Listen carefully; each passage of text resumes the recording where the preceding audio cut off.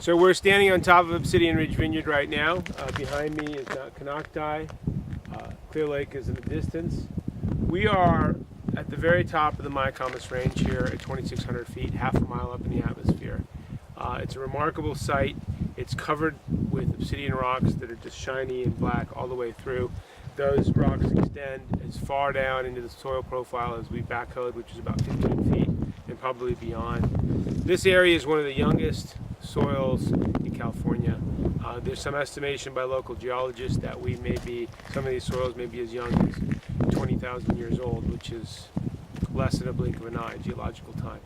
Right behind us is a mountain called Mount Canocti, and it is considered the thinnest part of the Earth's crust in North America, other than the active volcanoes, obviously. Though obviously this was an active volcano.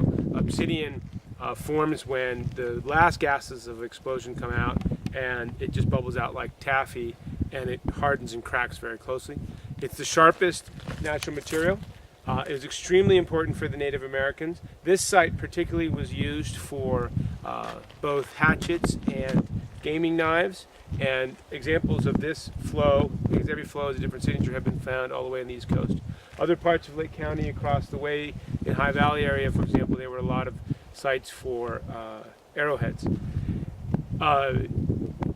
What's interesting about the obsidian, obviously this is a very cool material, but it also just talks about having very well drained soils, very meager soils. These are young soils with a lot of organic matter, and you have vines that really have to work to produce fruit up here.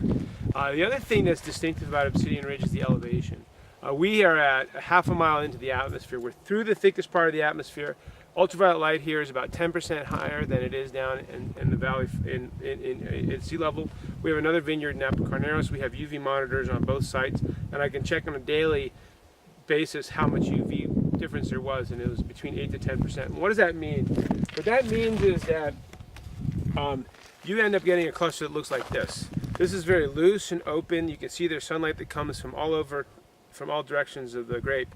And also, the vine reacts to the conditions that it's in, and what it does with extra UV is it builds thicker skins. Skins are the sunscreen. Like any biological process, it tries to produce again and have offspring or progeny, and so it protects the seeds by building a thicker sunscreen, a thicker skin around the grape, and what you end up having is a much thicker grape than typical. All of the things that we like in red wine come from the seeds. The inside is juice, sugar, water essentially, but all of the phenolics are in the skin. So you tend to have very intense phenolics in these upper elevated sites. And that's true of some of the great vineyards in California. Montebello Vineyard, of course, they're the signature Cabernet of this state, made by Ridge Winery. That's all at 2,600 feet, very similar to this.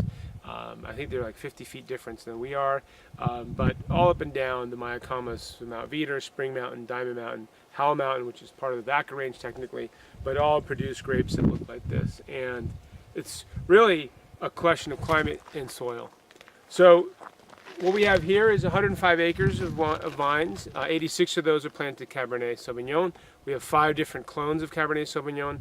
337, 15, and 4 are predominant ones, and we have actually 6. We have 3 smaller selections of clones from France. We also have 5 clones of Syrah. We have Petit Verdot, Cabernet Franc, Petit Syrah, and now we have buttered over some Malbec. All red varieties. And you know, when we saw this vineyard for the first time, it was a cold February evening in 1998. And I came up here. We've been looking at vineyards all throughout the Mayacamas.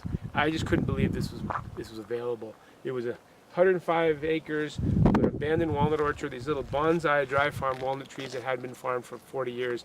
And it was basically a 30-second buying decision. You know, of course, we did all the soil analysis afterwards. We did a well to make sure we had water. But you know, you get a couple shots in your career when you, as a vineyard person, to find a site like this. When we found this site, we jumped on it, and then everything we've done since then, whether it's clonal selection or whether it's vine orientation or whether it's farming practices, we really wanted to produce an amazing vineyard, and I hope that that's coming to bear. Thank you, Peter.